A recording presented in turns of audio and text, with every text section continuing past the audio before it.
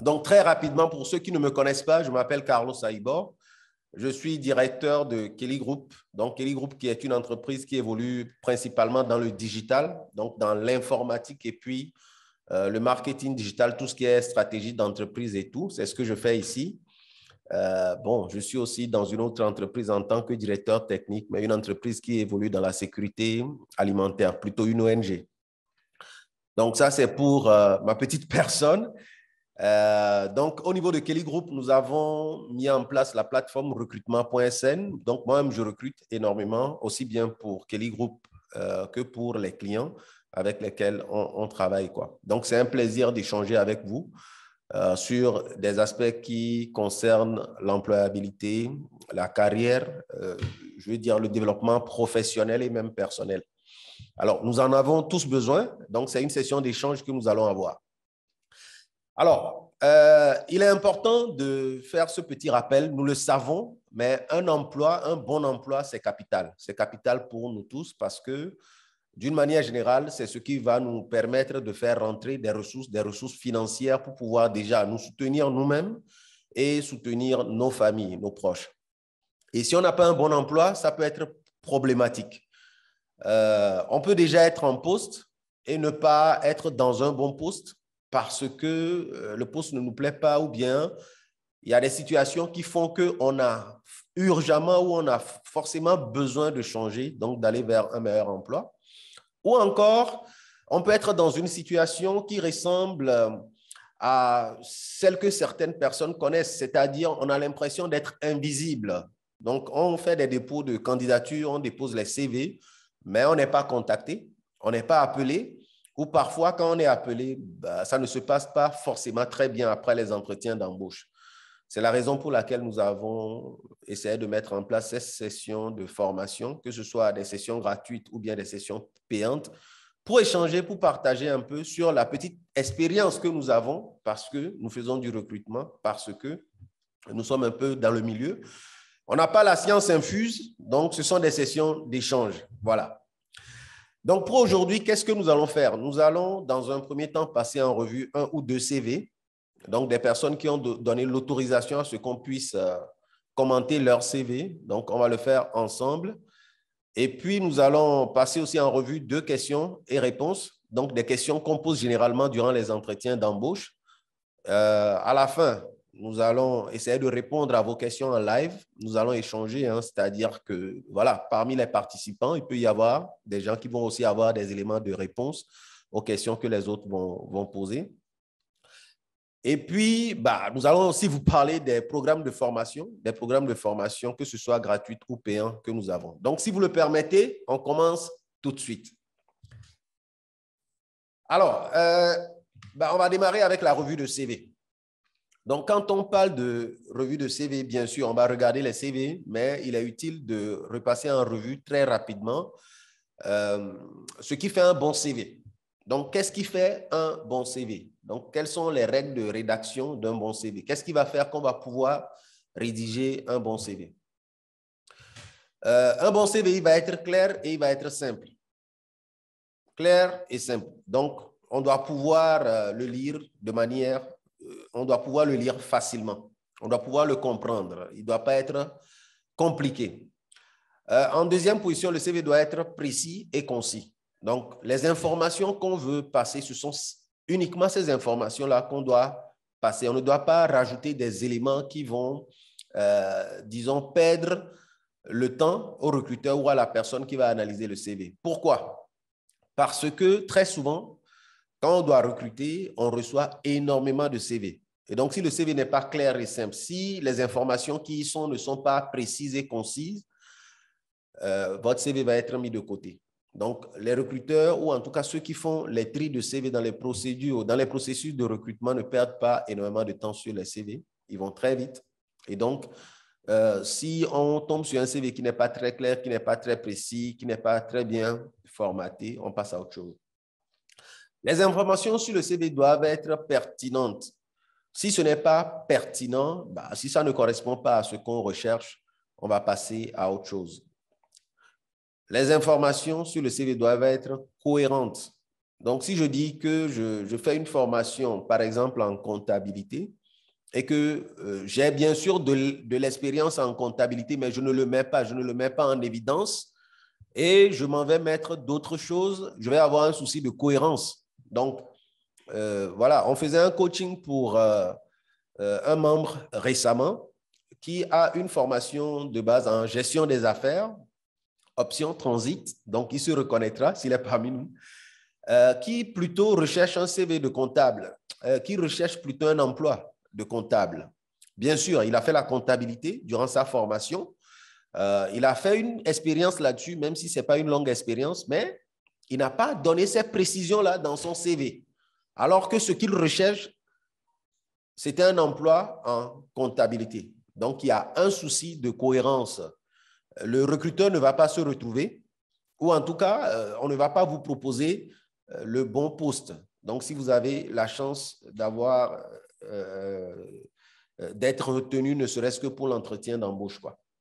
Donc, la cohérence, elle est importante. Alors, on a remis les mots-clés en dessous. Donc, là aussi, si je cherche un emploi de gestionnaire de projet ou un emploi de comptable ou un emploi d'informaticien, de développeur, d'électricien, donc, quel que soit le type d'emploi que je recherche, il faut que je mette les bons mots-clés dès le début de mon CV, donc à la recherche d'emploi ou bien j'offre mes compétences dans tel et tel domaine, ou bien je mets profil et je libelle mon profil de manière claire, de sorte à ce que la personne qui va voir ça tout de suite tombe sur les mots-clés qui correspondent plutôt à ce qu'elle recherche, elle.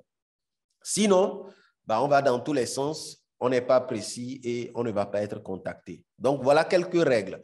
On n'a pas toutes les règles. On peut parler d'autres choses. Quand on analyse les CV, vraiment, on tombe sur des choses qui méritent d'être commentées. Mais voilà le minimum auquel on peut faire attention pour être sûr qu'on a un CV qui tient la route. Donc, maintenant, je vais passer à l'analyse de 2 CV. Donc, c'est des CV qui méritent d'être passés en revue. Donc, déjà, merci beaucoup à ceux qui ont donné leur OK pour qu'on puisse regarder leur CV. Donc, aujourd'hui, on va regarder juste 2 CV. Mais il y a d'autres CV aussi qu'on a reçus pour lesquels on a eu l'autorisation de pouvoir les partager. On va les partager au fur et à mesure. Donc, je vais commencer avec le CV de Fatim. Donc, Fatim, j'ai flouté son visage. Je voulais enlever la photo qui est là. Déjà, dites-moi, est-ce que vous voyez à l'écran le fichier Word que je projette? Parce que tout à l'heure, j'avais autre chose à l'écran. Est-ce que c'est bon? Si c'est bon, écrivez oui. OK, super. Donc, le CV de Fatim. J'ai masqué le nom de famille, donc c'est aussi pour garder la confidentialité de la personne. Je pense que c'est important, on est là pour apprendre, mais voilà, l'idée n'est pas forcément de divulguer des informations. Donc, si Fatim prépare son CV, on a le CV qui est plutôt très bien, on va revenir là-dessus et puis partager. Donc, voilà, on y va tout de suite. Donc, Fatim, on va commencer avec la photo qu'on a ici. Donc, sur la photo, j'ai mis un masque pour cacher les yeux, pour vraiment masquer au maximum. Donc, qu'est-ce qu'on a là? Ici, allez, j'utilise un stylet. Donc, on voit que sur la photo, la personne porte un masque. Alors, aujourd'hui, nous sommes conscients que la planète a traversé une pandémie, donc de COVID-19, mais retrouver des photos sur lesquelles on a un masque sur le visage, dans nos images de profil ou bien sur des CV, il ne faut pas. C'est la raison pour laquelle j'ai maintenu cette photo-là pour donner l'exemple. On le voit, hein, ce n'est pas le premier exemple que moi je vois. Il y a d'autres CV sur lesquels on voit des photos qui sont plus ou moins bizarres. Donc, on ne doit pas maintenir le masque sur le visage dans un tel CV. Ce n'est pas une bonne idée.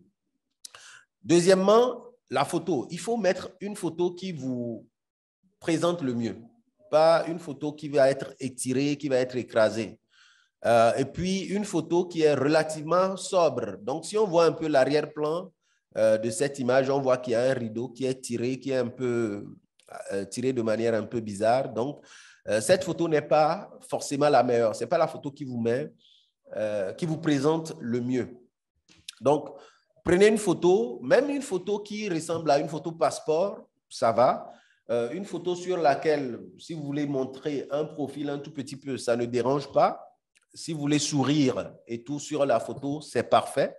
Mais une photo sur laquelle vous n'avez pas le masque, une photo sur laquelle vous êtes beaucoup mieux visible, une photo qui n'est pas floue. Parce que quand on regarde cette partie de la photo, vous êtes flou. Voilà. Alors, la photo n'est pas la chose la plus déterminante sur un CV. On est d'accord. Mais tout ce que vous mettez sur le CV fait réfléchir le recruteur. Donc, moi, par exemple, si je dois recruter cette personne, les questions que je peux me poser sont les suivantes. Si la personne ne prend pas le soin de mettre un bon CV, une bonne photo, la photo qui la présente le mieux, si la personne ne se questionne pas par rapport à ça, est-ce qu'elle va avoir de la rigueur dans le travail? Ce sont des questions que je peux me poser. Cela ne veut pas dire que la personne n'a pas de rigueur dans son travail, mais je vais me poser la question. Pourquoi? Parce qu'il y a une négligence que j'observe qui est là. Encore une fois, cela ne traduit pas forcément le caractère de cette personne, mais c'est un fait, c'est un constat. En tout cas, sur le CV, c'est ce qu'on voit. Donc, pour la photo, choisissez une meilleure photo. Ça, c'est si vous voulez vraiment mettre la photo là-dessus. Alors, ici, c'est marqué curriculum vitae. OK, ce n'est pas forcément utile de le remarquer, mais vous pouvez toujours l'écrire. Ce n'est pas méchant. Maintenant, dans le formatage global, si je parcours rapidement ce CV, je descends, je vois que tout le texte est écrit pratiquement de la même manière, dans la même police, avec la même taille. Je n'ai pas de section, donc je ne vois pas les sections de manière claire. Je ne vois pas une section information personnelle, je ne vois pas une section formation, je ne vois pas une section expérience professionnelle, je ne vois pas une section compétences. Donc, on a un CV qui, disons, c'est une liste, quoi. On a juste des éléments qu'on a mis. Bien sûr, il y a le nom, Fatim, il y a le prénom Fatim plus le nom que j'ai masqué. L'adresse email, c'est bien, mais aussi pour les adresses email, choisissez des emails qui correspondent plus ou moins à vos noms, quoi. Donc, Fatim, le nom de famille. Voilà, ça fait un peu professionnel, même si c'est une adresse personnelle. Mais si l'email est un peu bizarre, c'est pas forcément bon. Hein? On voit parfois des emails, la princesse, arrobase, non, non, non, non. Mettez le prénom, point non. Ou bien le prince, non, non. Pas de mail bizarre, entre guillemets. Mettez des emails dans lesquels on retrouve votre nom. Ça fait email personnel, mais composé de manière professionnelle. C'est important.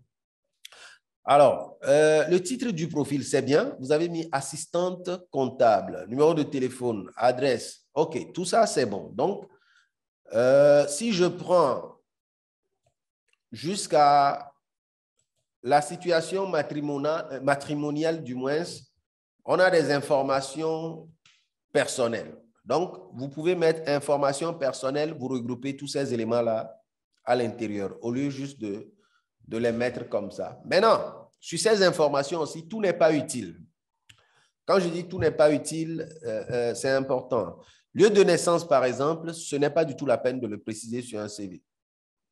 Le CV, vraiment, ce sont les informations dont le recruteur a besoin. S'ils ont après besoin d'avoir le lieu de naissance, ils vont le demander. Donc, ce n'est pas la peine de le préciser. La nationalité, OK, ça, c'est utile. Le permis de conduire, vous pouvez le mettre tout à fait en bas. Il est validé, c'est parfait, mais vous pouvez le mettre tout à fait en bas. Sexe, femme, c'est pas mal. Alors, situation matrimoniale, marié, 6 filles. OK, vous pouvez mettre marié, mais voilà, vous n'êtes pas obligé de donner le maximum de précision. Donc, ça aussi, si le recruteur en a besoin, il va vous le demander. Situation matrimoniale, marié. Marié avec enfant. Ouais. Si vraiment vous avez besoin de le préciser, mettez-le juste comme ça. Ne voulez pas... Les informations personnelles, il y a un minimum qu'il faut garder un tout petit peu confidentiel. Voilà. Donc, jusqu'ici, vous êtes sur les informations personnelles. Maintenant, à partir de là, vous avez mis les informations concernant votre formation. Ben, c'est parfait. Mais il faut aussi le regrouper dans une section que vous allez nommer formation ou formation et diplôme, par exemple. Voilà. Et là aussi, vous pouvez le mettre de manière antichronologique, c'est-à-dire vous commencez par la dernière formation jusqu'à la première. Après, il y a deux informations ici qui ne sont pas forcément utiles à donner. C'est l'étude primaire et l'étude secondaire. Donc, si vous êtes allé jusqu'au bac, voilà, vous avez fait commercial de la fosse série G2 jusqu'au bac. Voilà, ça, c'est utile. Maintenant, il faut bien mettre le nom de l'école, mettre l'année et puis préciser le diplôme que vous avez fait là-bas. Ça, il faut mieux le formuler. Donc, la façon dont c'est formulé, c'est à revoir. Mais ces deux informations, études primaires et études secondaires, ce n'est pas forcément utile si vous avez fait, par exemple, jusqu'au bac et vous avez fait d'autres choses. Ce n'est pas utile. Ici, on voit diplôme obtenu, vous avez remis le BFM ici. Ce n'est pas forcément utile parce que vous avez un autre diplôme qui est là, BEP, diplôme de comptabilité qui est fait après le BFM. Donc, ce n'est pas la peine de rajouter cette partie, par exemple. Donc, la section formation et diplôme, il faut la revoir. Commencez de préférence avec ça. Donc, ce qui est là, je mets un X là. Le BFM, ce n'est pas la peine. Cette formation, c'est utile. Les deux là, je ne les aurais pas rajoutés. Donc, j'aurais tout simplement maintenu ce que vous avez fait au lycée de la Fosse et avec une meilleure écriture, quoi, une meilleure formulation. Donc, si vous êtes allé jusqu'au bac, vous avez fait le bac au lycée de la Fosse, vous mettez de telle année à telle année, bac G2, lycée de la Fosse. Donc, cette formulation est meilleure que ce que vous avez mis ici. Les choses à supprimer, à mon avis, c'est ce que vous avez mis sur le BFM, ce que vous avez mis sur l'étude primaire. Donc, si vous êtes allé jusqu'au bac, on sait d'emblée que vous avez fait l'étude primaire. Ce que vous avez mis aussi sur l'étude secondaire, ce n'est pas la peine de le préciser. Donc, on va enlever ces éléments. Voilà, ça, c'est pour les sections. Hein. Je mets des commentaires sur votre CV. Cela ne veut pas dire que ces commentaires, ce sont, je veux dire, ça rentre dans le CV, mais c'est pour une meilleure structuration. Donc, au niveau des sections de votre CV, la première section, c'est info personnelle, information personnelle. Voilà. Deuxième section, c'est études. Donc, tout ce que vous avez fait comme études. Études. Donc, les études, je le mets au pluriel. Donc, études et diplôme, ou bien formation et diplôme. Voilà. Donc, vous rangez vos informations personnelles dans la partie information personnelle. Même si vous n'écrivez pas information personnelle, voilà, au début du CV, on peut le mettre sans forcément le préciser. Alors, avant cette partie ou bien à côté de cette partie, vous pouvez rajouter une section 0, là où vous allez mettre votre profil. Le profil ici, c'est quoi? Ou bien une petite biographie qui dit « Je suis assistante comptable » ou bien « Je suis comptable » ou bien « Je suis spécialisé en comptabilité, je suis à la recherche de postes. » Voilà, c'est quelque chose qui résume votre profil et qui dit tout de suite ce que vous recherchez. Il y a des recruteurs qui se limitent uniquement à la lecture de cette partie pour shortlister votre CV pour pouvoir vous convoquer pour un entretien d'embauche. Donc, facilitez la tâche aux recruteurs. Donc, ici, je mets profil, voilà, ou encore petite bio. Petite bio, quoi, petite biographie. Donc, un résumé de votre biographie. Qui vous êtes et qu'est-ce que vous proposez. Voilà. Donc, première section maintenant, section 1, information personnelle. Vous n'êtes pas obligé d'écrire le mot information personnelle, mais on sait que c'est ce qui est là-bas. Deuxième section, c'est études et diplômes. C'est important de le préciser. Troisième section, maintenant, vous pouvez rajouter expérience professionnelle. Expérience professionnelle. Alors, dans certains cas, si vous avez vraiment beaucoup d'expérience, vous mettez l'expérience avant la formation. Parce que très souvent, ce qu'on recherche pour un certain niveau de profil, ce n'est plus forcément une question de formation, mais c'est d'abord et avant tout une question d'expérience. Donc, si vous avez déjà beaucoup d'expérience dans le domaine dans lequel vous êtes, mieux vaut mettre les expériences avant la formation. Maintenant, il y a des métiers pour lesquels la formation, elle est importante. Parce que les enseignants, par exemple, si vous êtes enseignant, vos diplômes et vos formations sont importantes pour pouvoir vous recruter comme étant enseignant. Donc, si vous êtes formateur, vous pouvez garder éventuellement la partie formation avant la partie expérience. Donc, il y a des cas spécifiques dans lesquels on a besoin de mettre, disons, les formations avant les expériences. Mais d'une manière générale, vous allez mettre les expériences avant la formation. Donc, c'est la raison pour laquelle j'ai mis les flèches ici pour pouvoir les interchanger. Autre chose que vous pouvez préciser, ce sont vos compétences d'une manière générale. Donc, 4, c'est une section qui est utile, hein? Vos compétences. Voilà. Si vous avez des compétences en comptabilité, en, je ne sais pas, dans l'utilisation d'un logiciel spécifique et tout, c'est là où vous le précisez. Donc, ça permet aux gens tout de suite de voir, ah, telle personne a des compétences dans l'utilisation du logiciel SARI. Donc, je vais lui donner sa chance. Donc, c'est utile de préciser ces éléments. Maintenant, vous pouvez rajouter une section sur divers. Par exemple, mettre vos éléments de loisirs, les langues que vous parlez et tout. Voilà, ça, c'est des choses que vous pouvez toujours préciser dans les divers. Donc, en gros, votre CV, si on doit l'analyser, si je dois résumer cette analyse, c'est que vous avez mis les informations en bloc. C'est utile de plutôt les sectionner, donc mettre les différentes sections, les regrouper, les formater correctement pour que les recruteurs puissent lire facilement le CV. Mais si vous l'envoyez en l'état, ça ne vous donnera pas beaucoup de chance. Aujourd'hui, les gens prennent le temps vraiment de bien faire le CV, d'avoir un design qui est joli.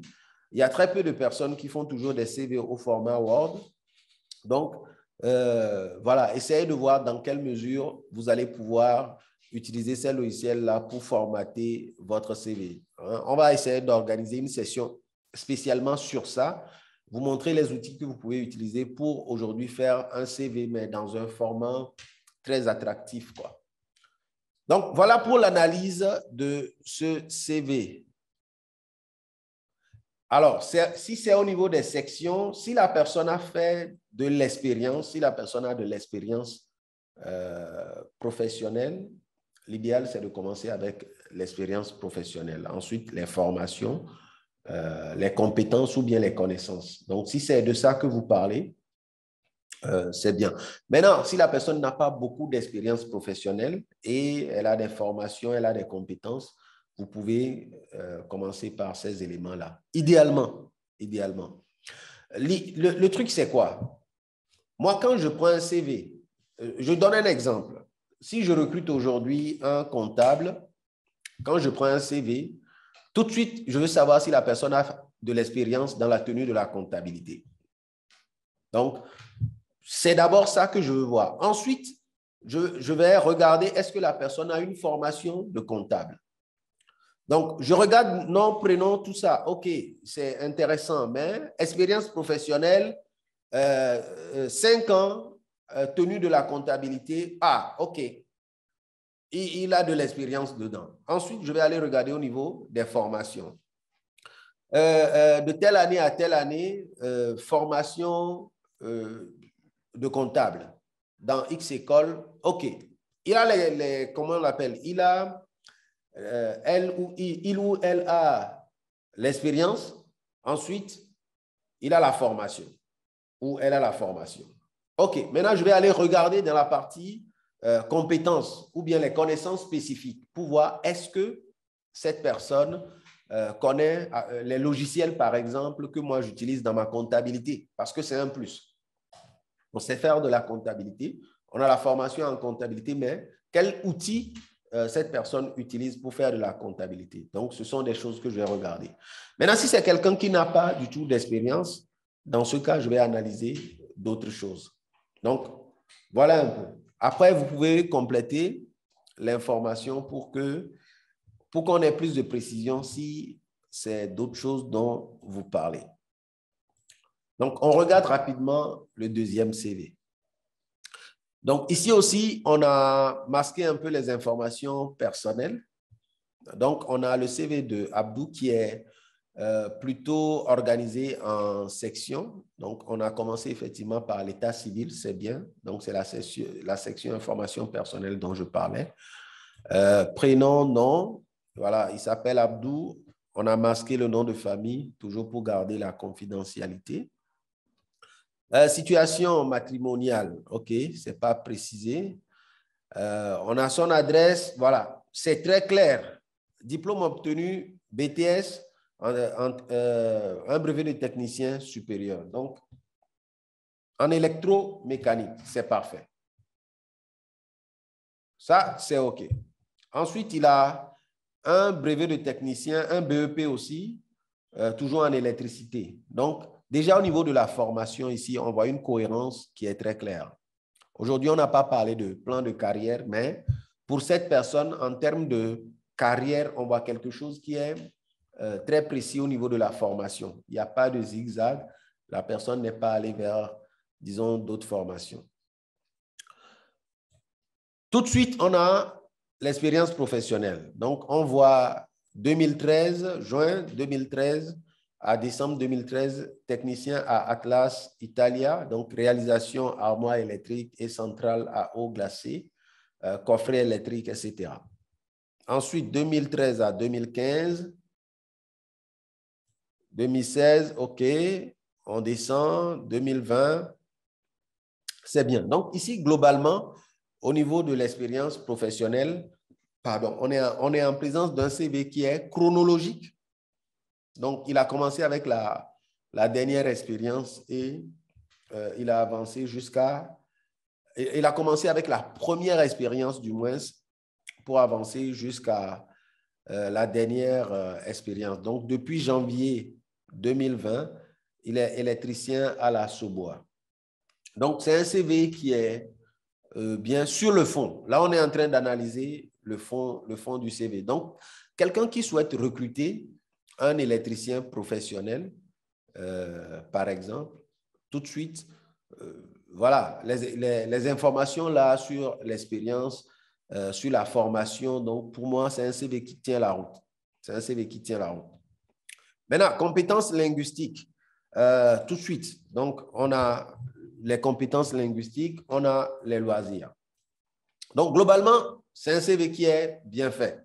Abdou, je ne sais pas si tu es en ligne avec nous, mais votre CV, sur le fond, il est très bien. Maintenant, sur la forme, bon, il y a des choses que vous pouvez aujourd'hui, disons déjà, rajouter.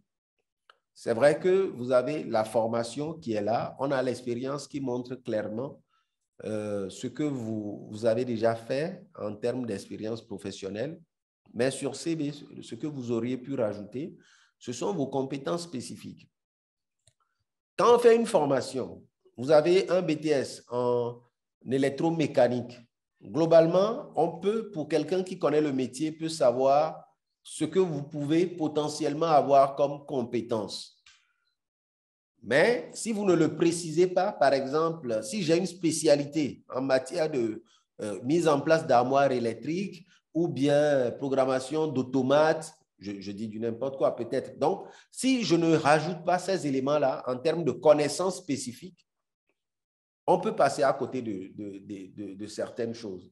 Donc, si un recruteur est à la recherche d'un profil, bien sûr, qui a fait l'électromécanique ou bien qui a fait l'électronique, mais Dans l'électronique, il y a l'électronique et puis il y a plusieurs domaines dans l'électronique. Donc, si vous ne spécifiez pas les compétences spécifiques que vous avez, vous allez passer à côté d'opportunités potentielles.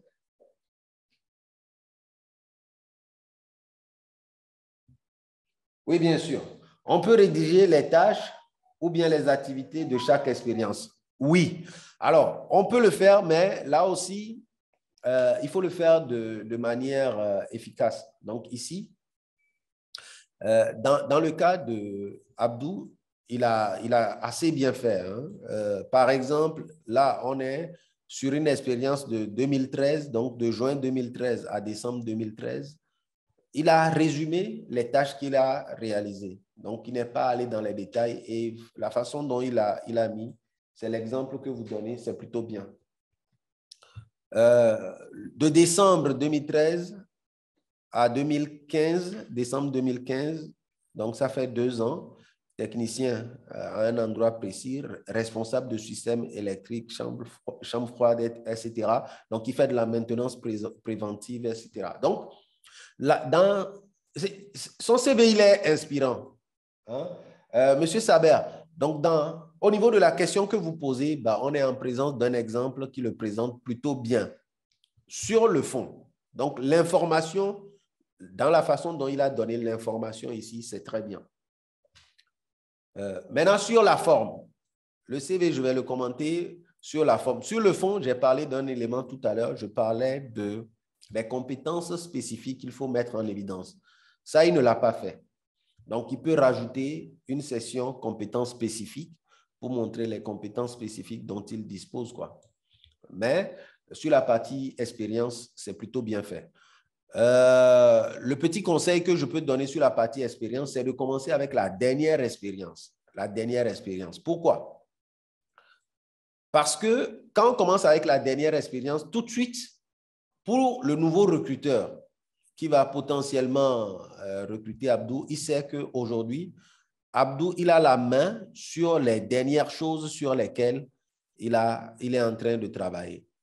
Une expérience réalisée en 2013 n'est pas forcément l'expérience la plus utile en 2023. Ça fait 10 ans.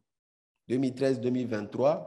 Si quelqu'un me dit, si par exemple depuis 2013, cette personne n'a plus travaillé et vient rechercher un emploi aujourd'hui, je ne vais pas le recruter.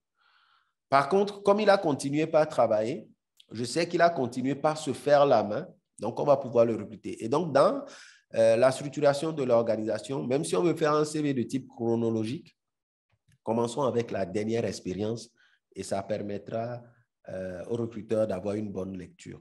Mais ici, vraiment, toutes les informations sont présentes, quoi. En tout cas, pour la partie expérience. Alors, il y a de petits éléments. Quand vous mettez électricien, voilà, écrivez correctement. Là où on doit avoir E avec accent, mettez les E avec accent s'il y a accent. Si c'est un nom d'entreprise, OK. Il faut peut-être le mettre comme c'est écrit, mais armoire électrique, par exemple, il y a accent sur le E.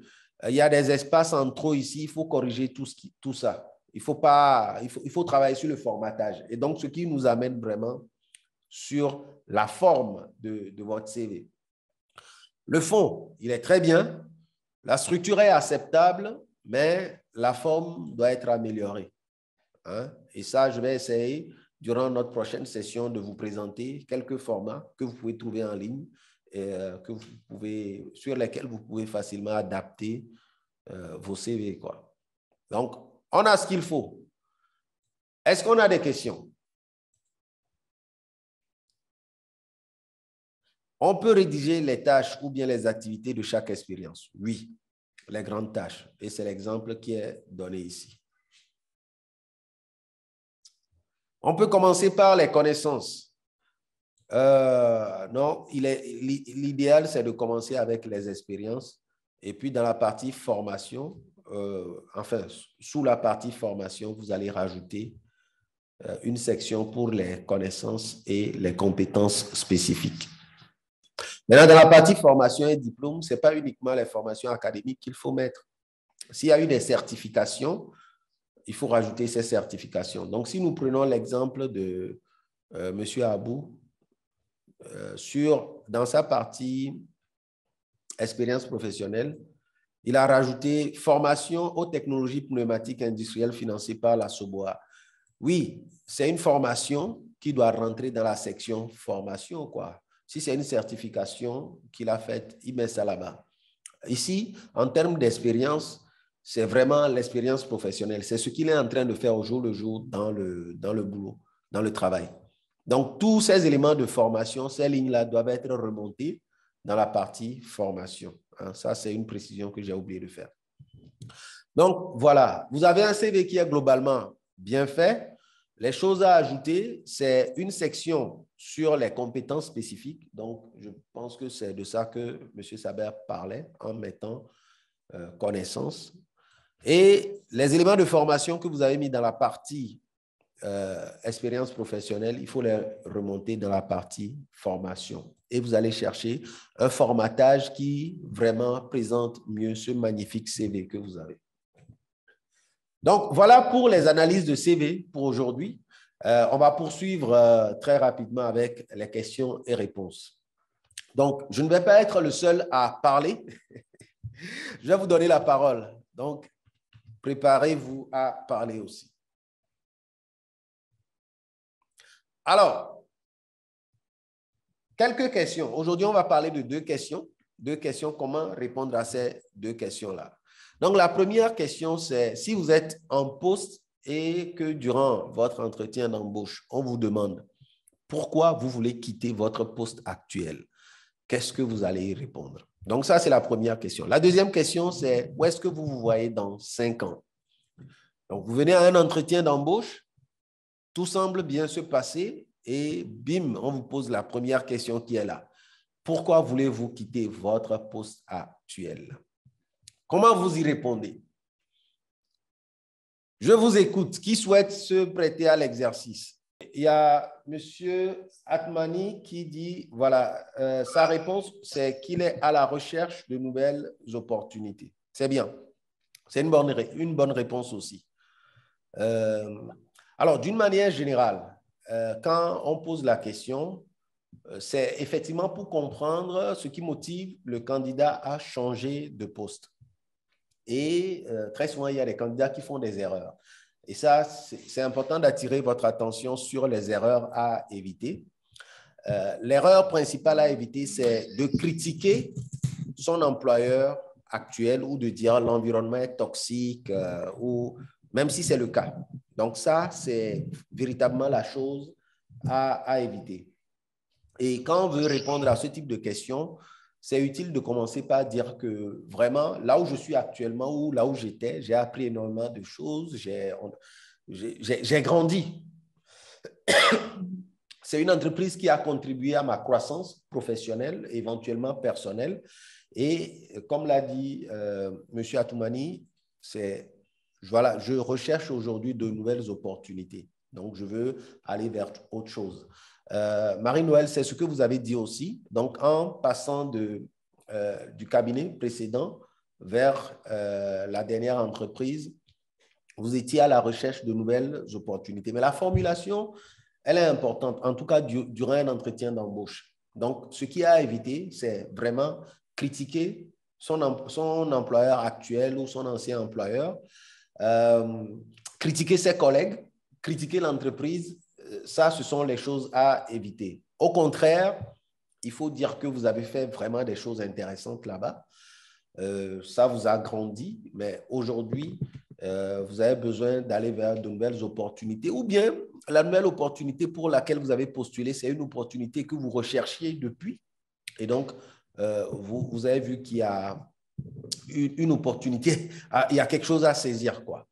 Donc, ça, c'est une réponse aussi à cette question. On a une personne qui a levé la main, on lui donne la parole avant que je ne poursuive. Waouh! Ça, c'est une superbe question. Alors, déjà, vous êtes dans une entreprise dans laquelle on vous a donné plusieurs CDD, donc à plusieurs reprises. Je crois, j'ai cru entendre 5 ans. Ce n'est pas réglementaire. Donc, plusieurs CDD sur 5 ans pour une entreprise commerciale, ce n'est pas réglementaire. Et donc, vis-à-vis de la loi, aujourd'hui, si vous avez un contrat de prestation et que vous êtes à temps plein, si l'inspection de travail arrive là-bas, votre contrat va être requalifié en un contrat de CDI. Ça, c'est, je rappelle juste les tests. Hein. Pour être un prestataire, aujourd'hui, si moi, au niveau de Kelly Group, je suis le DG, je recrute un prestataire qui est là à temps plein, qui a toujours le même salaire et avec qui j'ai un lien de subordination, si l'inspection de travail vient ici, il va requalifier ce type de contrat en CDI. Donc, les conditions pour qu'un contrat de prestation soit véritablement un contrat de prestation, c'est que la personne ne doit pas forcément avoir des horaires fixes. Ça, c'est la première condition. Le salaire ne doit pas forcément être un salaire fixe et il ne doit pas y avoir un lien de subordination. Quand on est un prestataire, on passe commande chez nous, chez le prestataire délivre et est payé. Donc, normalement, une prestation, c'est comme cela que ça se passe. Ce n'est pas un rapport de patron-salarié. C'est un rapport de client-fournisseur ou client-prestataire de service. Donc, vis-à-vis de l'inspection de travail, si aujourd'hui l'inspection de travail arrive, si vous dénoncez ou bien vous partez vous plaindre à l'inspection de travail, cette entreprise risque d'avoir des problèmes. Donc là, c'est la loi. Je ne dis pas que c'est ce qu'il faut faire, mais c'est ce qui se passe si on ne respecte pas les règles. Et ça fait depuis 5 ans. Alors, si depuis 5 ans, on vous donnait des CDD aussi, ce n'est pas réglementaire parce que le CDD ne doit pas durer plus de 2 ans. Voilà. Et un CDD ne peut pas être renouvelé à plus de 2 fois. Donc, après la deuxième fois, la personne doit avoir un CDI. Donc, voilà. Ça, c'est les règles. Maintenant, pour répondre à votre question, est-ce que vous devez quitter obligatoirement, complètement avant de démarrer votre propre entreprise? J'ai envie de vous dire que je n'ai pas une réponse absolue, malheureusement. Je peux vous donner des exemples, mais je n'ai pas de réponse absolue. Alors, on est en train de partager. Moi, il m'est arrivé de quitter un travail payé à plus de 2 millions en tant que salarié pour me concentrer sur mon emploi. C'est un exemple que je vous donne, vraiment sans vouloir me vanter, sans vouloir rajouter, parce que je pense que si je ne quitte pas ça, je ne peux pas me concentrer sur l'entreprise ou sur ce que je veux développer. Voilà. Maintenant, quelle marge de manœuvre vous avez? Parce qu'il y a des entreprises dans lesquelles, si vous y êtes et que vous voulez en même temps développer autre chose, bah, vous n'aurez pas le temps matériel pour le faire. Donc, est-ce que là où vous êtes, ça vous donne le temps de continuer par développer votre entreprise? Si vous n'avez pas le temps, peut-être qu'il est envisageable de quitter votre poste pour vous concentrer sur votre entreprise.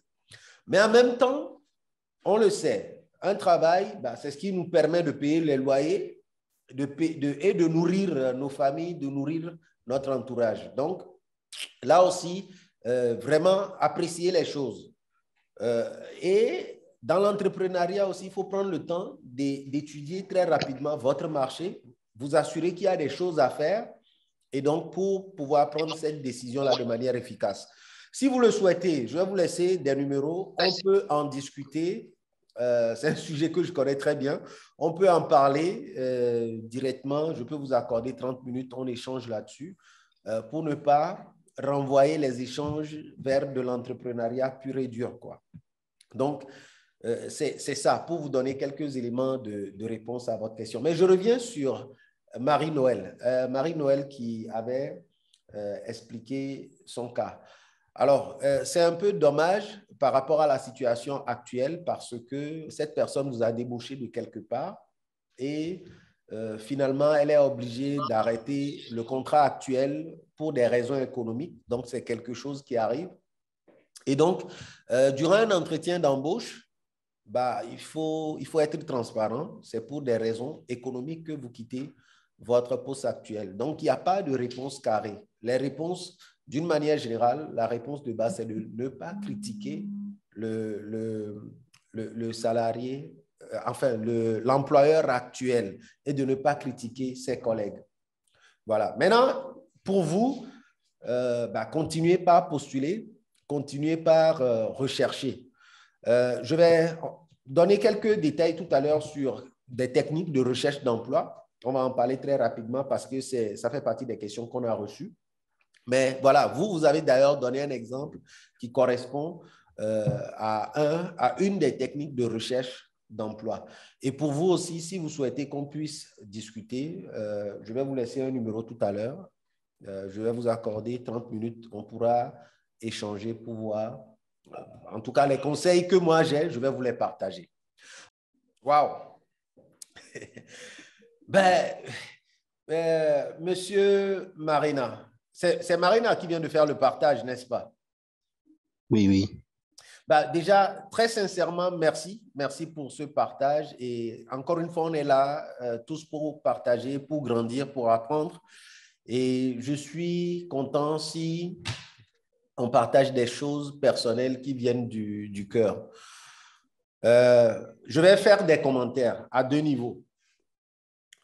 Durant un entretien d'embauche, effectivement, on va vous poser ce type de questions. Mon conseil serait que vous ne rentriez pas dans ces détails. Il y a des gens qui comprennent, mais il y a des gens qui ne comprennent pas. C'est-à-dire que durant un entretien d'embauche, si on vous demande pourquoi vous avez quitté votre poste actuel, ne donnez pas des détails. Parce que malheureusement, les gens ne comprennent pas toujours que l'autre, il est dans son bon droit, effectivement, de quitter et que, il faut le dire, il y a des patrons qui ne sont pas de bons leaders, qui ne sont pas de bons managers. Parce que contrairement à ce qu'on peut penser, il faut être formé pour être un bon patron. On n'est pas un bon patron par défaut. Ça demande de la formation, ça demande des aptitudes déjà personnelles. Mais si on ne se forme pas, on n'a pas ces aptitudes, on ne se forme pas sur le leadership, on ne connaît pas soi-même son style de leadership, on ne connaît pas les styles de leadership qui existent, on ne sait pas comment on peut manager, on fait les choses de travers. Donc, ça, c'est la réalité de ce qui vous est arrivé, mais durant un entretien d'embauche, il n'est pas recommandé de relater les faits comme ceci. Vous pouvez toujours le dire, mais en fonction du poste, ça peut vous porter préjudice, malheureusement, alors que là, on comprend clairement que vous êtes dans votre droit. Mais les gens qui recrutent, il y a malheureusement des patrons qui se ressemblent, des gens qui pensent que dans leur position de patron, ils doivent dire aux autres, vous n'avez pas le droit de parler. C'est quelque chose qu'on voit régulièrement. Il y a beaucoup de patrons qui ne sont pas formés. Donc, il n'est pas souhaitable de critiquer son dernier employeur ou de relater, même si c'est la réalité, les faits comme cela. Voilà. Ça, c'est pour ce qui se fait communément. Cela ne veut pas dire qu'en le disant, votre nouveau recruteur ne va pas vous recruter forcément, mais ça peut sonner un peu bizarrement. Donc, pensez-y. J'avais une fois donné l'exemple d'un technicien que je devais recruter qui était fâché contre tous les patrons d'entreprises informatiques. Malheureusement, je ne l'ai pas recruté parce que j'ai senti qu'il était vraiment fâché et je ne sais pas si je vais pouvoir le manager, même si je ne pense pas, que je sois comme l'autre recruteur, mais je n'ai pas retenu sa candidature parce que j'ai senti que ce problème-là l'a beaucoup affecté sur le plan personnel. Donc, il n'est pas recommandé de le dire. Tout à l'heure, je vais vous donner un exemple de réponse, mais on va donner la parole aux autres. Vous avez donné une bonne réponse. Enfin, la réponse que vous avez donnée, comme on l'a dit, je vais résumer pour cette question. Comme ça, on va prendre une deuxième réponse pour la deuxième question. Vous venez de dire qu'il n'est pas bon de dénigrer son employeur actuel. Donc, c'est ce qu'on a dit. Oui. Il ne faut pas dénigrer l'employeur actuel. Il ne faut pas critiquer ses collègues, même si effectivement, la réalité, c'est qu'on voit que l'environnement n'est pas forcément le meilleur environnement. Le patron n'est pas forcément un bon patron. Les relations ne sont pas forcément de très bonnes relations. Donc, durant un entretien d'embauche, quand on pose la question, mieux vaut ne pas aller sur ce terrain. Maintenant, sur quel terrain il faut aller? Il faut plutôt mettre en avant, et il faut bien sûr dire que dans mon poste actuel ou bien dans mon précédent poste, j'ai appris des choses, j'ai grandi, ou bien j'ai fait de l'expérience. Voilà, il faut donner le point positif qu'il y a dans le poste actuel ou bien dans le poste précédent. Et maintenant, parler de vos ambitions, mais surtout faire référence à des choses que vous souhaiteriez apprendre ou bien à votre perspective de carrière. Alors, l'autre élément qui va être utile pour constituer une réponse efficace, c'est qu'est-ce qu'il y a d'intéressant dans le nouveau poste que vous n'avez pas dans l'ancien poste, donc qui vous intéresse. Donc, il faut mettre ces éléments-là plutôt en avant. Donc, en termes de réponse, voilà quelques éléments pour constituer une réponse efficace. Alors, vous avez donné des réponses qui sont bien. Mais sur la deuxième question, ce qu'il vous faut, on le fait assez peu, ce qu'il vous faut, c'est de travailler sur la vision par rapport à, allez, on a ici, la vision que vous avez de votre nouvelle activité. Ça, c'est quelque chose, c'est un exercice qu'on fait très, très peu.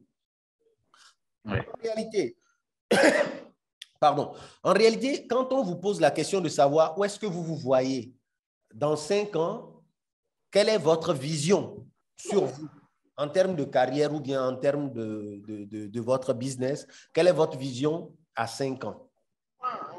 C'est la vraie question qui est posée.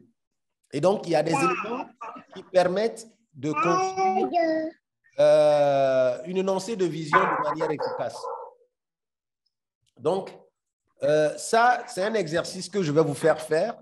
Comment écrire une vision efficace, que l'on soit salarié ou bien entrepreneur?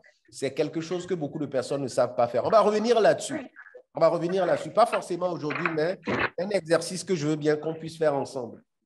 Simon, je vous donne la parole. Merci Desgrosses.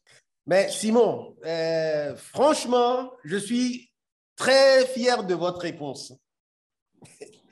Très fier, très content parce que vous avez touché des choses qui sont capitales, des choses dont on parle assez peu. Merci, vraiment, merci du fond du cœur pour cette réponse. Quand je vais commenter tout de suite, vous saurez pourquoi.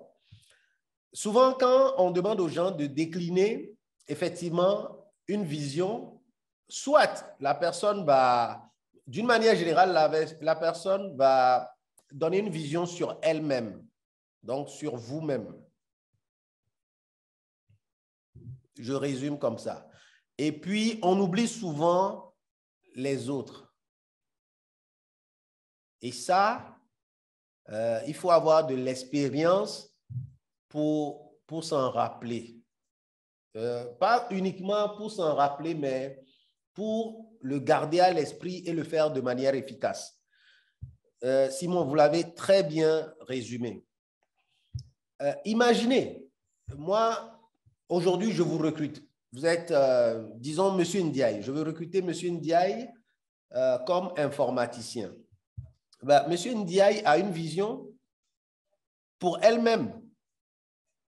Ben, elle veut, d'ici 5 ans, gagner X salaire.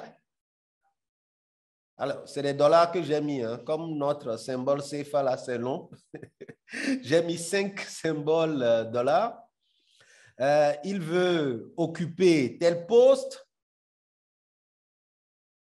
Il veut avoir accompli X, Y, Z à titre personnel, etc. Donc, cette vision-là, c'est une vision qui est déclinée pour elle-même. Mais ce qu'on oublie effectivement souvent, bah, où est la place des autres dans la vision que je suis en train de décliner? Et donc, ces autres-là, c'est qui? Bah, c'est l'entreprise pour laquelle vous êtes en train de faire l'interview, l'entreprise qui souhaite vous recruter. Où se trouve l'entreprise dans cette vision? C'est vrai, même si vous dites que vous voulez occuper tel poste, grimper, monter dans l'entreprise, c'est utile de dire que vous avez aidé l'entreprise à atteindre tel niveau d'objectif. C'est utile de dire que vous avez contribué à la croissance personnelle ou professionnelle de vos collaborateurs, de vos collègues. Donc, c'est important de penser aux autres. Et ça, si on n'a pas l'expérience qui va avec, ou bien si on n'a pas appris à le faire, on va donner un énoncé de vision qui va se limiter à nous-mêmes. Et ben, imaginez, si vous avez deux personnes, si aujourd'hui vous êtes recruteur, vous posez la même question à deux personnes. La personne A vous dit que, voilà, moi, ma vision, c'est bien sûr, aujourd'hui, j'entre comme commercial, c'est de monter jusqu'au niveau de directeur commercial, par exemple, et qu'au passage, je veux aider l'entreprise à multiplier par 10 son chiffre d'affaires. Ça veut dire quoi? La personne dit, pour moi, je veux monter jusqu'au niveau directeur commercial ou bien même directeur de division ou directeur de filiale, et que par la même occasion, pour l'entreprise, je veux l'aider à multiplier par 10 son chiffre d'affaires, comparé à une personne B qui dit, moi, ma vision, c'est de monter jusqu'au niveau directeur de filiale, mais sans dire ce qu'elle compte faire pour l'entreprise. Vous voyez qu'il y a un élément qui manque. Donc, au niveau de l'énoncé de la vision, quand on vous pose cette question, en réalité, on parle de votre vision, mais en lien avec l'entreprise qui souhaite vous recruter, en lien avec les collaborateurs, les futurs collaborateurs que vous allez avoir. Donc, on n'a pas le temps de rentrer dans les détails de comment ça se fait, dans les détails, mais vous avez l'essentiel ici. Vous avez l'essentiel qui est là. Il faut une vision pour vous-même. Et dans cette vision, vous avez votre plan de carrière qui est personnel. Ça, c'est vous. Hein? Donc, votre plan de carrière concerne votre vision. Pour vous, la majeure partie des gens n'ont pas de plan de carrière, mais c'est un élément sur lequel il faut absolument travailler. Et puis, les autres, à chaque fois que vous allez toucher d'autres personnes, ben, comment vous allez transformer leur vie? Quand je dis les autres, c'est bien sûr les personnes, mais aussi les entreprises. Gardez à l'esprit que ceux qui s'enrichissent vraiment sur cette planète, c'est ceux qui enrichissent d'abord les autres. Si vous voyez les entreprises comme Google et autres, aujourd'hui, ils enrichissent beaucoup de personnes. Quand vous affichez la publicité de Google sur votre site web, vous aussi, vous gagnez de l'argent et Google gagne de l'argent. Ça veut dire quoi? Ils ont mis en place quelque chose qui permet à d'autres de s'enrichir, mais au passage, eux aussi s'enrichissent. Aujourd'hui, vous développez une application mobile, vous le mettez dans le store, que ce soit sur Google ou bien chez Android. Vous allez gagner de l'argent, eux aussi vont gagner de l'argent. Ils ont mis en place un écosystème qui permet aux autres de s'enrichir, mais par la même occasion, eux aussi, ils vont s'enrichir. Et c'est comme ça que les choses fonctionnent. Donc, dans votre vision, il y a vous, mais il y a les autres. Si vous ne mettez pas les autres, vous n'allez pas vous développer de manière efficace. OK, ben c'est une bonne question. Je donne un élément de réponse rapidement. Alors, les détails, vous savez, quand, par exemple, on fait un travail stratégique, quand on fait de la stratégie d'entreprise, on dessine la vision et puis on parle de mission aussi. Il y a une différence entre la vision et la mission. La mission, l'énoncé de mission vient préciser ce qu'on va faire sur le plan opérationnel pour concrétiser la vision. Donc, si vous voulez donner tous les détails de comment vous allez réaliser cette vision-là, vous êtes en train plutôt de donner des détails sur l'énoncé de la mission. Ce n'est pas forcément ce qui est demandé. Donc, je donnais un exemple tout de suite pour quelqu'un qui a un poste de responsable commercial. Quand on dit vision, c'est qu'est-ce qu'on voit? À l'issue des 5 ans, qu'est-ce qu'on voit? Mais à l'issue des 5 ans, je me vois au poste de directeur commercial. Aujourd'hui, j'entre en tant que commercial, tout simplement. Au bout de 5 ans, je me vois, parce qu'on a dit vision. Quand je me vois, dans 5 ans, je vois quelqu'un qui est au poste de directeur commercial. C'est la vision. Pour les autres, Donc, ça, c'est la vision par rapport à moi. Pour l'entreprise, au bout de 5 ans, qu'est-ce que je vois? Je vois que le chiffre d'affaires a été multiplié par 10 grâce à mes efforts et à l'effort de mes collaborateurs ou de mes collègues.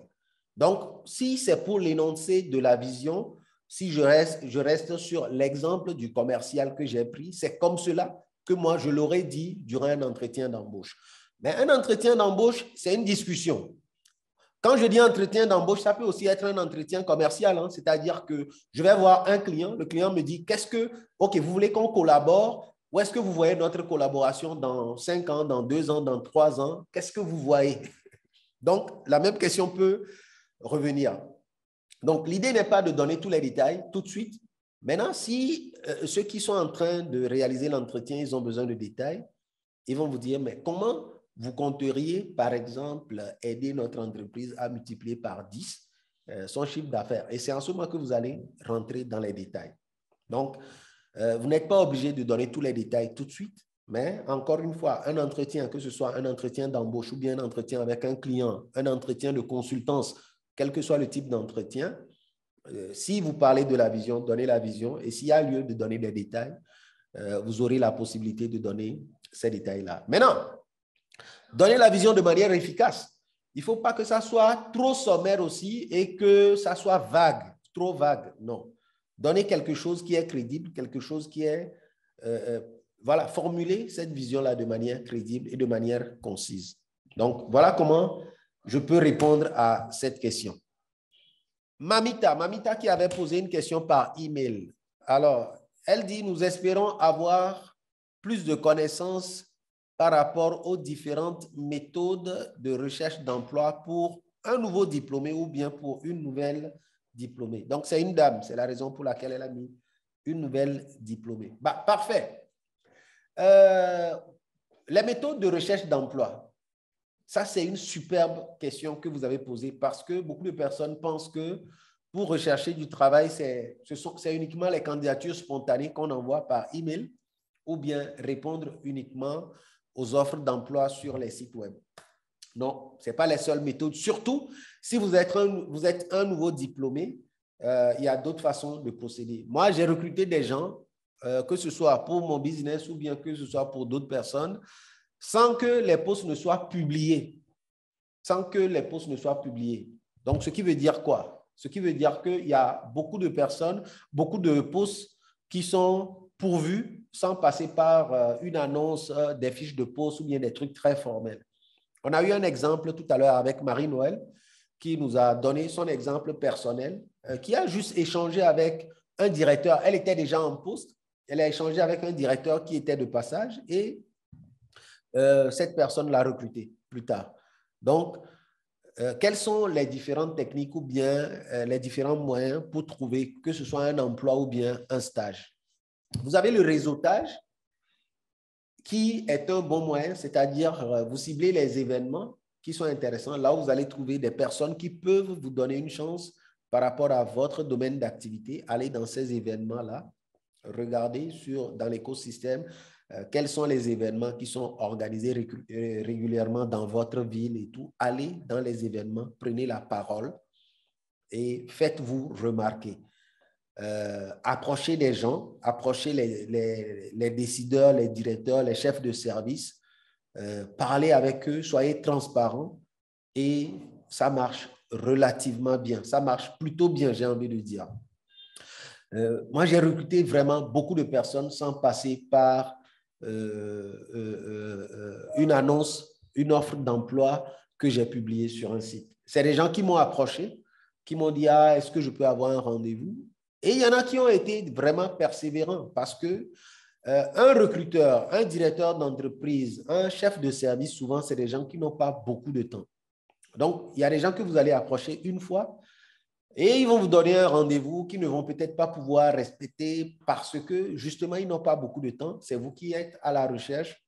Insistez.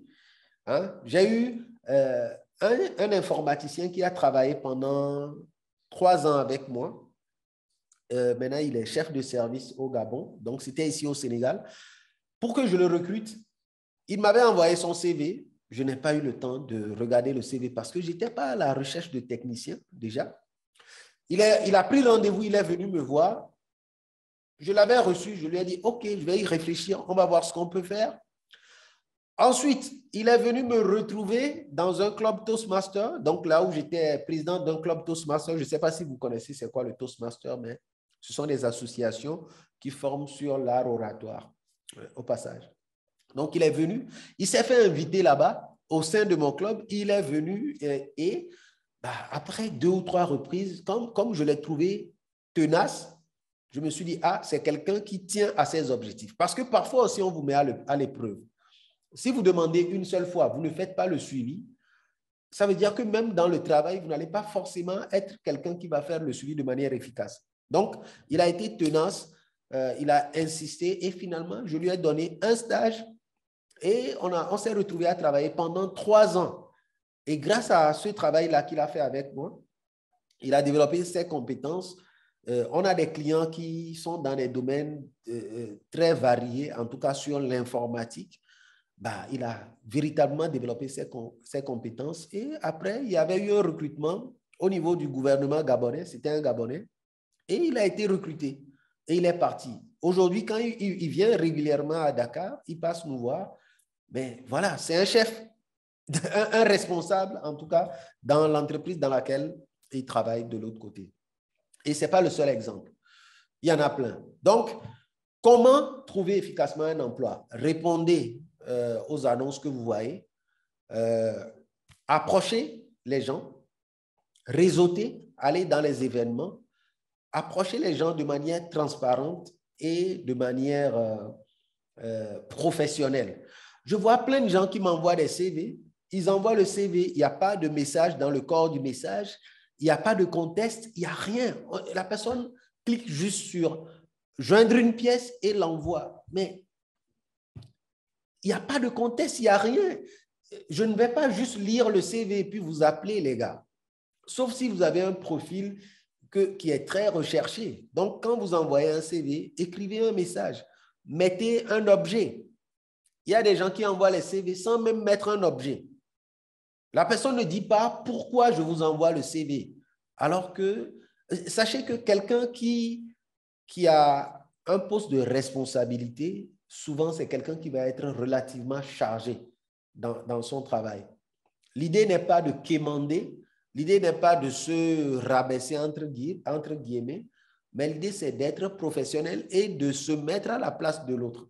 L'autre qui est supposé vous recruter. Si vous mettez à sa place, vous savez que c'est quelqu'un qui est occupé et donc vous lui facilitez la tâche.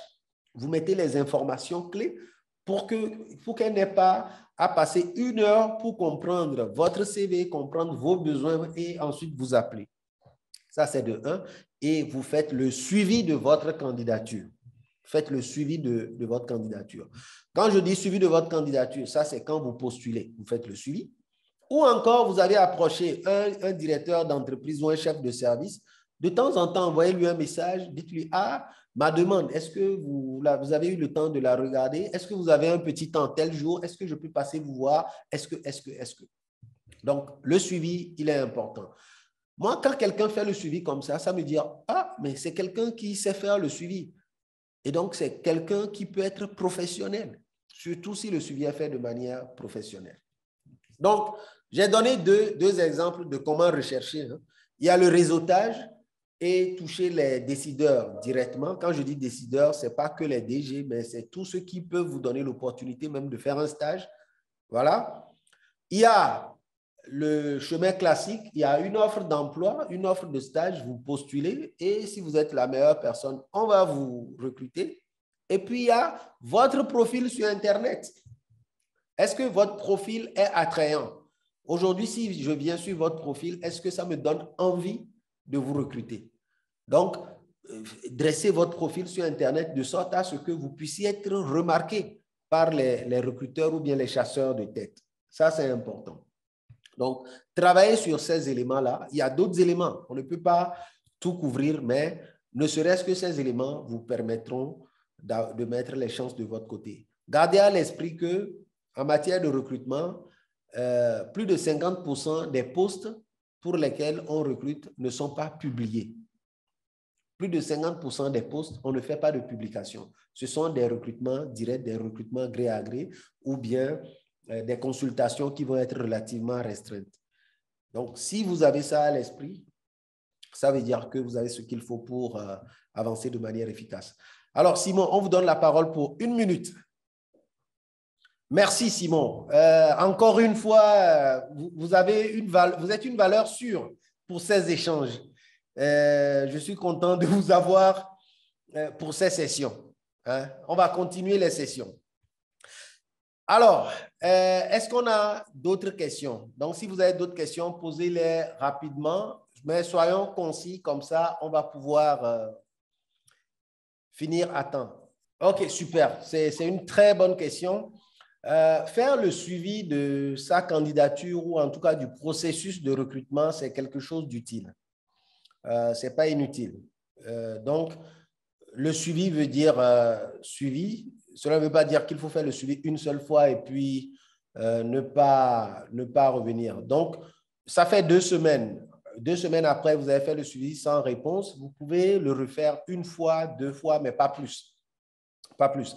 Le fait de faire le suivi, ce n'est pas mauvais dans le sens où parfois, nous, on faisait un recrutement il n'y a pas longtemps. On avait retenu un candidat, mais qui finalement a désisté. Naturellement, on va aller vers le deuxième dans la liste, si le deuxième a le profil qui convient aussi. Voilà. Maintenant, imaginez que le deuxième ou le troisième s'est rendu compte que, bon, sur l'entretien, dans l'instant, il y a des éléments auxquels il n'a pas répondu de manière efficace ou bien il y a des compléments d'information qu'il a amenés après dans des échanges, que ce soit par mail et autres. Les gens, ils lisent les choses. Donc, c'est quelque chose qui peut revenir soutenir la candidature que vous avez déposée ou en tout cas le processus pour lequel vous n'étiez pas forcément le premier. Donc, alors, c'est assez difficile. Il y a des gens qui n'aiment pas qu'on leur envoie effectivement des messages après parce qu'ils disent « on va vous contacter pour vous tenir informé ». Mais on est aussi d'accord que la majeure partie ne reviennent pas vers les candidats pour dire « ça n'a pas marché ». Donc, c'est un processus. Comme on vous a contacté, on a pris de votre temps pour faire un entretien, vous êtes complètement en droit de contacter 1, 2 fois, voire 3 fois pour demander alors où est-ce que vous en êtes? Parce que vous m'avez dit que quelle que soit l'issue, quelle qu'en soit l'issue, vous allez me revenir. Donc, vous êtes en droit de leur envoyer un autre message dans 2 semaines ou 1 mois. Après, s'il n'y a pas de réaction, voilà, vous pouvez arrêter de leur envoyer des emails. Excellent. Voilà ma question. OK, ben, merci, Romba. Comment adapter le CV à la fiche de poste? C'est ça le fond de la question. Alors, dans l'une des sessions qu'on avait eues ici, il y a un commentaire que j'avais fait. Et ce commentaire, je le rappelle. Une offre d'emploi, c'est un appel d'offres. C'est une proposition commerciale. Et effectivement, le fait de se dire que moi, j'ai un seul format de CV que j'envoie à chaque fois n'est pas forcément la meilleure chose à faire. Et donc, comme vous l'avez dit, en fonction de ce qui est mis dans la fiche de poste, il va falloir adapter son CV pour que ça puisse correspondre. Et justement, dans la fiche de poste, on met ces éléments-là et on les met en évidence de sorte à ce qu'on puisse apprécier l'importance de chacun des éléments. Je prends un exemple. Dans la fiche de poste, en général, on va mettre le contexte, donc le contexte de l'organisation ou bien le contexte du projet. Donc, on va contextualiser pour que vous puissiez savoir dans quel cadre votre mission va rentrer. On va mettre une partie mission, maintenant, votre mission, et on va lister les missions. On va mettre une partie, les qualifications, donc les qualifications, les diplômes et tout. Et il y aura des éléments qui vont être marqués comme étant optionnels ou bien, si vous les avez, c'est un plus. Donc, à la lecture de ces éléments-là, vous saurez tout de suite que tel et tel élément sont importants à avoir au niveau de votre CV ou bien même en termes de formulation, il va falloir les formuler comme ceci ou comme cela. Vous voyez un peu. Là, je n'ai pas une fiche de poste sous la main. Bon, j'ai une fiche de poste sur laquelle je travaille actuellement pour le recrutement de quelqu'un, mais malheureusement, je ne peux pas vous la présenter. Mais en gros, les différentes sections là, dont je viens de parler, c'est-à-dire le contexte. Si c'est une entreprise sérieuse, hein, vous allez avoir une section contexte. Vous allez avoir une section votre mission. Vous allez avoir au minimum une section qualification. De tête comme ça, et puis vous pouvez avoir autre. Hein. Bon, vous pouvez avoir des informations sur le budget, la rémunération, disons autre, au pluriel. Votre mission là, ce qui est mis ici, mais c'est capital. Donc, ça veut dire que c'est les premières choses qu'on va mettre au niveau de la mission. Ces éléments-là, il va falloir regarder au niveau de votre expérience, au niveau de vos formations, si vous les avez, et les mettre en évidence pour les accorder par rapport à l'offre. Donc, ici, c'est capital. Maintenant, le contexte, il ne faut pas l'oublier. Si on vous pose un contexte dans lequel le type d'entreprise pour laquelle vous allez travailler, le type de projet pour lequel vous allez travailler, vous avez déjà plus ou moins des expériences liées à ce contexte-là, ça vous permettra de bien formuler les choses. Donc, vous analysez les choses en profondeur. Si vous ne le faites pas, bah, vous allez passer à côté d'éléments importants pour le poste. Donc, très rapidement, pour vous répondre, faites attention au contexte. Il y a des gens qui ne prennent pas le temps de lire le contexte dans les détails, alors que ce n'est pas pour rien. Le contexte, c'est pour contextualiser la mission, c'est pour contextualiser le type d'entreprise, c'est pour contextualiser le reste. Donc, il faut le lire. Bien lire la mission, bien lire les qualifications. Mais au niveau de la mission, ici, tout ce qu'on va marquer ici va vous permettre de voir effectivement si dans votre expérience précédente, vous avez ces éléments-là et reformuler la partie qui correspond à votre expérience professionnelle pour les accorder à ce qu'on a mis ici. C'est là où je parle de mots-clés. Si vous le faites, bah, ça va bien s'accorder. Maintenant, si au niveau des qualifications, vous n'avez pas toutes les qualifications alors que les expériences, vous les avez faites, mettez vos formations, vos qualifications actuelles. Et puis, eux, ils vont voir par rapport à la mission. Et si ça correspond, en fonction de ce qui a le plus de poids pour eux, ils vont pouvoir vous faire appel. Donc, en gros, c'est l'élément de réponse que je peux avoir par rapport à cette question. Et je suis très content que vous l'ayez posée. Donc, voilà, j'espère que ça vous éclaire un peu par rapport à ce qu'il faut. Donc, gardez à l'esprit que c'est une situation commerciale. Offre commerciale, proposition commerciale. Votre CV, c'est la proposition commerciale. L'offre commerciale ou bien l'appel d'offres, c'est la fiche de poste. Voilà, voilà. C'est bon? Oui, merci bien. Je suis très content de votre réponse. Merci Je vous en encore. prie. Alors, on tend lentement vers la fin de notre session. Donc, on a une entreprise commerciale. Donc, je suis obligé aussi de vous partager ce qu'on fait un peu sur le plan commercial. Sinon, je vais me faire virer par mon équipe. Donc, nous avons des coachings qui sont organisés actuellement. Il y avait les formations dont on avait parlé, mais aujourd'hui, je vous parle des coachings. Donc, des coachings de CV et d'entretien d'embauche. Donc, naturellement, on va revenir sur cet élément de plan de carrière, donc votre vision par rapport à vous, comment adapter la formation et tout pour que ça puisse aller vers le plan de carrière. On va faire une mini-formation sur les CV. En gros, on va revenir sur plus en détail sur ce de quoi on a parlé aujourd'hui. On va faire l'analyse et les commentaires sur les CV et puis de l'entraînement pour préparer les entretiens d'embauche. Donc, ça, on les a dans des formats groupés, c'est-à-dire les lundis et les mardis, c'est groupé. Et ça veut dire qu'on va prendre 2, 3, 4, 5 personnes en moyenne et leur faire le coaching ensemble. Alors, l'avantage du format groupé, c'est quoi?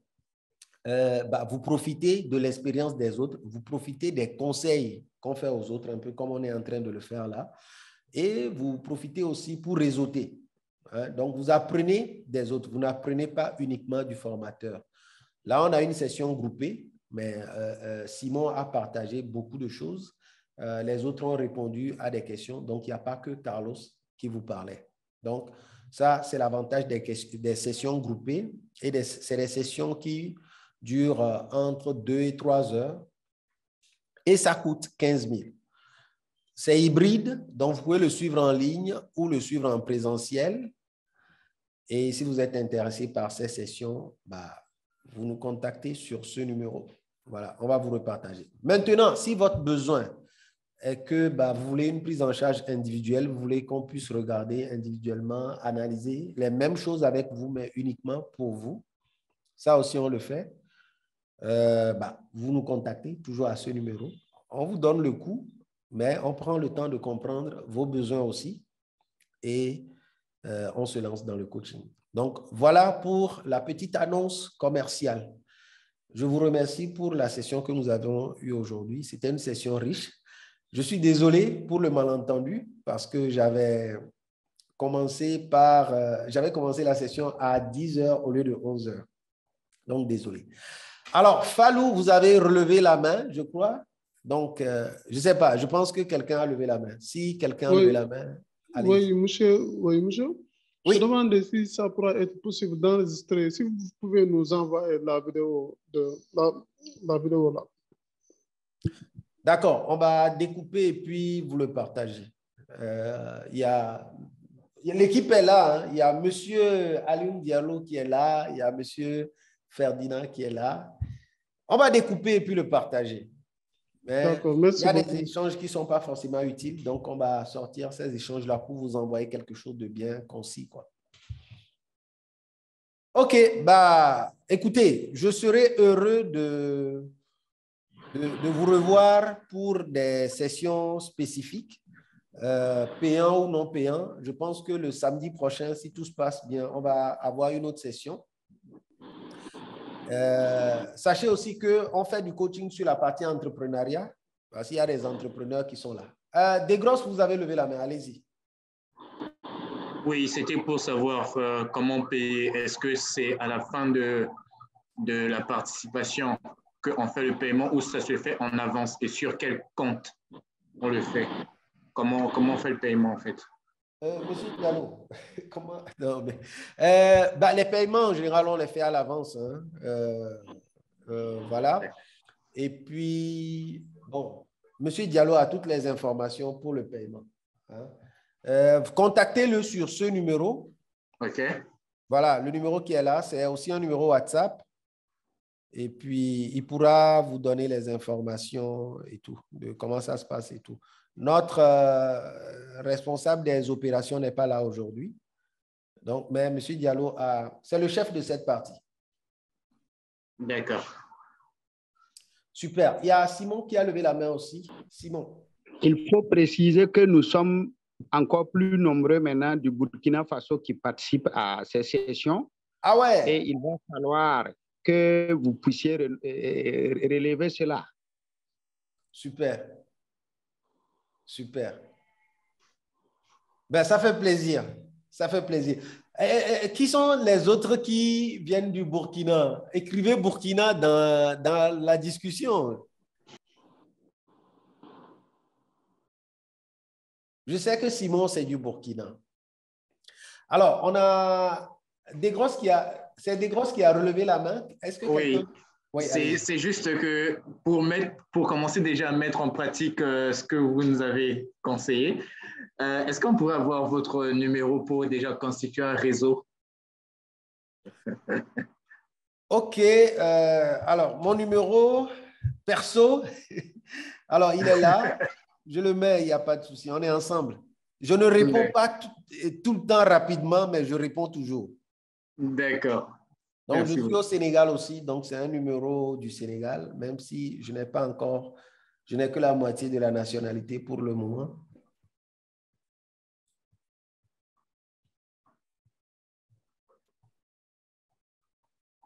Voilà, ça c'est mon numéro personnel. D'accord. Enfin, perso-professionnel, quoi. Si je ne réponds pas tout de suite, je réponds. Je réponds parce que, bon, il y a beaucoup de choses à faire. Oui, je comprends. OK, bah, écoutez, merci beaucoup. Sincèrement, j'apprécie ces échanges et merci pour vos questions, vos contributions. Et comme l'a dit Simon, on va élargir la chose. Je pense que le samedi prochain, on aura une autre session. Dans tous les cas, vous allez recevoir les messages et que Dieu vous accompagne dans votre recherche d'emploi, dans le développement de vos activités, de vos business. À très bientôt.